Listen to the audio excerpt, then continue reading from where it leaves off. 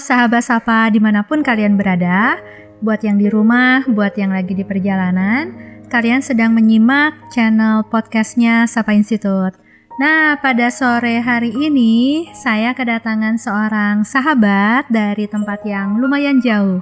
Benar. Yaitu Kak Yustin. Hai Kak Yustin. Halo Yunita, halo juga semua sahabat Sapa dimanapun berada. Saya Yustin, saya dari Yayasan Lambu Ina, Sulawesi Tenggara. Kak Yustin ini dikenal sama teman-teman sebagai seorang WHRD. Nah, WHRD itu apa sih Kak sebenarnya? WHRD itu sebetulnya sama aja ya dengan bahasa Indonesianya itu perempuan pembela HAM, atau kalau mau disingkat atau kalau kita singkatan dari Women Human Right Defender gitu.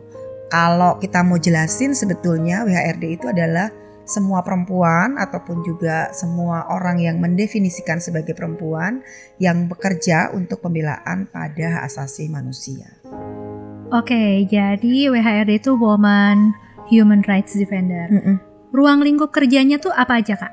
Ruang lingkup pekerjaannya sih sebetulnya di semua isu ya. Ada di isu ketenagakerjaan, disabilitas, kekerasan terhadap perempuan, konflik agraria, lingkungan, dan juga misalnya layanan kesehatan dan masih banyak lagi beberapa teman-teman yang bekerja pada pembelaan hak asasi manusia. Berarti lintas isu ya Kak ya? Benar banget.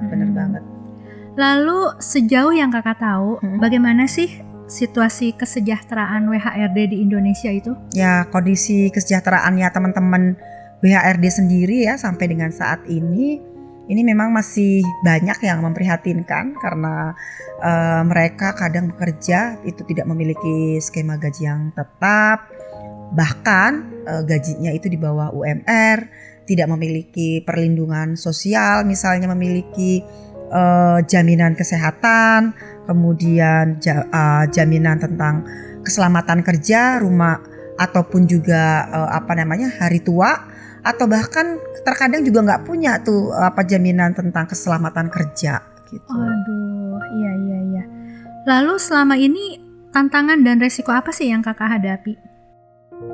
Tantangan dan resikonya sih lumayan besar ya untuk menjadi seorang perempuan pembela HAM, mulai dari resiko keamanan kerja, misalnya mendapatkan intimidasi, teror, stigma negatif, dan bahkan juga mendapatkan misalnya kecelakaan kerja. Iya. Ada beberapa teman-teman yang sampai misalnya harus patah tulang karena dalam proses pendampingannya mengalami kecelakaan kerja, atau juga mereka juga mengalami yang kebanyakan teman-teman itu mengalami sakit tipes, dan di masa pandemi ini banyak juga teman-teman yang harus mendampingi dan banyak yang terpapar COVID. Virus COVID. Aduh, iya. Kalau Kak Yustin sendiri ini udah berapa lama jadi WHRD? Saya bergabung untuk isu pembelaan hak asasi manusia sejak tahun 2000 atau kira-kira sudah 21 tahun gitu. Iya, luar biasa ya. Sepanjang perjalanan Kakak mendampingi kasus-kasus, Kakak pernah menghadapi tantangan seperti apa terhadap diri Kakak sendiri? Yang paling sering itu adalah mendapati ancaman ataupun teror dari pelaku ketika kami sedang melakukan advokasi penanganan kasus, dan tentu ini berdampak secara psikologis terhadap saya dan berpengaruh pada keluarga dan juga anak-anak, walaupun secara langsung tidak berpengaruh ke anak-anak, tetapi tentu saya sebagai orang tua kan harus bertanggung jawab agar resiko itu tidak membias ke anak dan keluarga besar saya. Lalu apa yang Kakak lakukan? Tentu yang pertama adalah membuat mekanisme keamanan, diskusi dengan suami untuk misalnya beberapa saat harus anak-anak diamankan di tempat yang aman, atau juga harus mengontak teman untuk turut melindungi anak-anak ketika misalnya sedang berada di sekolah atau pada saat-saat kami sedang beraktivitas tidak di dalam rumah. Iya. Harapan Kakak terhadap institusi tempat WHRD ini bekerja seperti apa, Kak? Kalau tempat institusi bekerja memang agak sulit ya, karena masing-masing institusi itu memiliki karakteristik dan juga kondisi yang berbeda-beda. Untuk institusi yang sudah sangat kuat, tentu mereka bisa memberikan perlindungan yang lebih baik terhadap perempuan pembela HAM. Tapi untuk beberapa institusi yang masih sangat lemah, memang ini menjadi tantangan yang cukup berat. Tapi tentu secara berlahan kita berharap bahwa institusi di mana tempat WHRD bekerja itu dapat memiliki standar untuk perlindungan dan memiliki protokol untuk perlindungan perempuan pembela HAM. Setuju banget, Kak.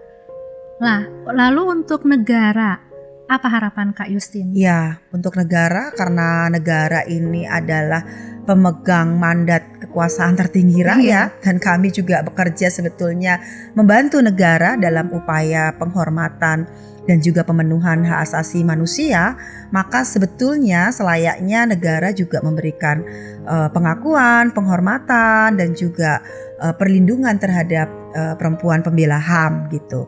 Sama seperti dengan aparatur sipil negara gitu, dan bahkan terkadang kami bekerja lebih keras karena pekerjaan kami itu tidak berbatas waktu, terkadang dari pagi sampai malam, dan dalam situasi yang sedang istirahat bersama keluarga, terkadang kami juga harus meluangkan waktu ketika ada pengaduan atau pelaporan dari korban. Iya, iya. Luar biasa banget, Kak, yang Kakak dan teman-teman WHRD lain lakukan. Ternyata saya baru sadar, Kak, bahwa WHRD ini adalah orang-orang yang luar biasa karena telah mendedikasikan hidup mereka untuk masyarakat. Bahkan bisa dibilang sudah mewakafkan hidupnya ya untuk membantu pemulihan kasus-kasus kekerasan. Tapi sayangnya sampai hari ini belum ada pengakuan dari negara maupun perhatian dari masyarakat sehingga menempatkan teman-teman WHRD dalam kondisi rentan ketika sedang bekerja. Mudah-mudahan obrolan singkat kita pada sore hari ini bisa terdengar oleh pihak-pihak yang berkepentingan sehingga disegerakan prosedur-prosedur, protokol-protokol yang harus dijalankan supaya harapan kita semua terwujud, yaitu perlindungan untuk semua. Amin. Terima kasih Kak Yustin. Sama-sama, terima kasih Yunita dan juga semua sahabat Sapa Institute.